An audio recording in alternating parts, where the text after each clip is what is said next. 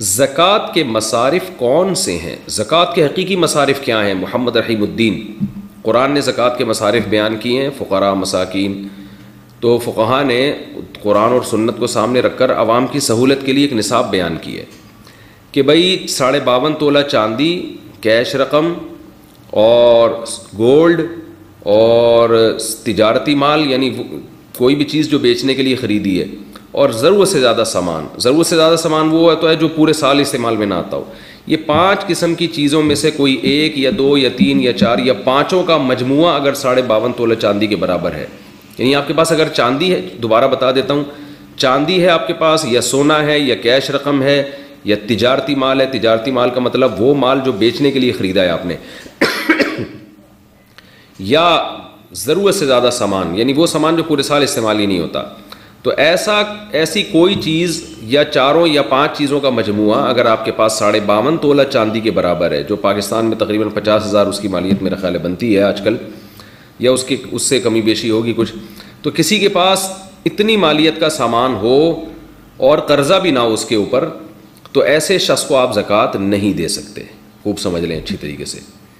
तो इसलिए यानी अब ज़ाहिर है किसी की पूरी तहकीक आप कैसे करेंगे। तो जब भी किसी को ज़कात देनी हो ना, लमसम 2-4 चीज़ों का अंदाज़ा लगा लिया करें। उससे पूछ लिया करें, भाई तुम्हारे पास गोल्ड तो नहीं है? अगर उसके पास गोल्ड है तो ज़कात नहीं दे सकते, क्योंकि आम तौर पर इतना गोल्ड होता है जो 52.5 तोले चांदी के बराबर पहुँच चुका होता है आम तौर पर। तो दूसरा उससे पूछ लें चांदी तो नहीं है, कितनी चांदी है, एक अंदाज़ा लगा लें। सोना चांदी जिसके पास हो तो वो 52.5 तोला ही हो, यानी 50-60 हज़ार के बकदर होती है।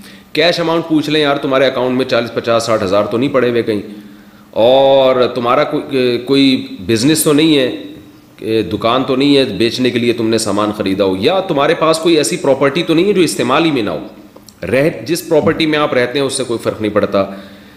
खेतीबाड़ी के लिए आपने कोई प्रॉपर्टी दी हुई है या रेंट पे दी हुई है, इससे कोई फ़र्क नहीं पड़ता क्योंकि इस्तेमाल में आ रही है। तो 4-5 चीज़ें गरीब आदमी से पूछ लेनी चाहिए। वो गरीब अगर बता दे और आपको लग रहा हो कि सच बोल रहा है कि नहीं जी मेरे पास सोना भी नहीं है, चांदी भी नहीं है, और कैश अमाउंट भी 50-60 हज़ार मेरे पास नहीं पड़ा हुआ, और मेरे पास कोई अलग प्रॉपर्टी भी नहीं है जो इस्तेमाल में ना हो, तो लमसम थोड़ा सा अंदाज़ा लगा लें, तो फिर आप उसको ज़कात दे सकते हैं। अगर आपका ख्याल था कि ये ज़कात का मुस्तहिक़ है, आपने दे दी, बाद में पता चला कि ये तो मुस्तहिक़ नहीं था, तो ज़कात अदा फिर भी हो जाएगी आपकी। लेकिन बग़ैर तहक़ीक़ के ऐसे ही आँख बंद करके अगर आपने किसी को ज़कात पकड़ा दी, बाद में पता चला मुस्तहिक़ नहीं है, तो फिर ज़कात अदा नहीं होगी। खूब समझ लें।